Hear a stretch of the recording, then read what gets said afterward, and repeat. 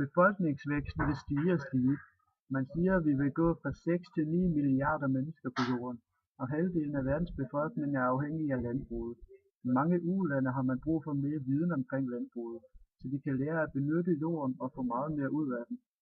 Det vil også gøre, de vil tjene mange flere penge. Man siger dog, at der er et stort pres på vores ressourcer til at kunne producere nok mad. Her er der tale om de ressourcer som vand, jord, mad og næringsstoffer. Ulandene er de steder, hvor de er mest presset, hvad angår ressourcer. Og det er også de lande, som har haft mest fattigdom. Befolkningsvæksten er størst i ulande, hvor der ellers ikke er mad nok til befolkningen. Vi har over hele verden haft rigtig store klimaændringer. Det har gjort, at der er kommet rigtig mange problemer rundt i verden. Det presser vores samfund rigtig meget og gør, at vi skal finde endnu flere løsninger på at opklare en masse problemer med hensyn til mangel på mad. Derfor har vi lavet en masse miljølove, så man ved, hvordan man skal passe sit landbrug ordentligt og gøde det helt korrekt. For alle de klimaændringer har ødelagt høsten for rigtig mange. Alle de fattige mennesker rundt i verden sulter ikke, fordi der ikke er mad nok, men fordi de ikke kan få fat på mad eller ikke har penge nok.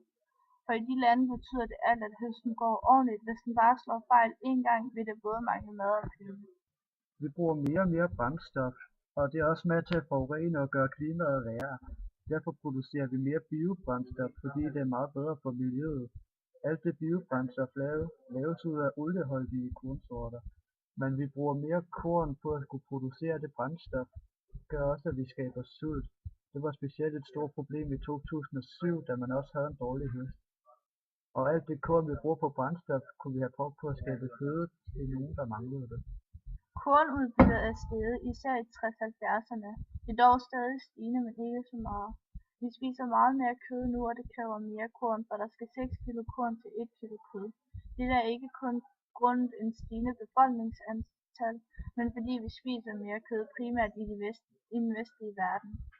Hele verdens fødevarer er dog i stigende grad baseret på kornprodukter, og man kan øge produktionen på verdensplan.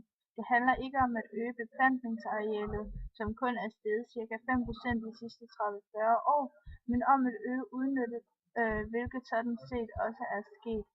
Landbrugsudbyttet er fordoblet. Vi skal op og have en årlig udbyttestigning på ca. 3%, hvilket vi ikke har haft siden 50'erne, og vi skal fordoble både produktionen af kød og korn, og vi er nødt til at investere mere i landbruget.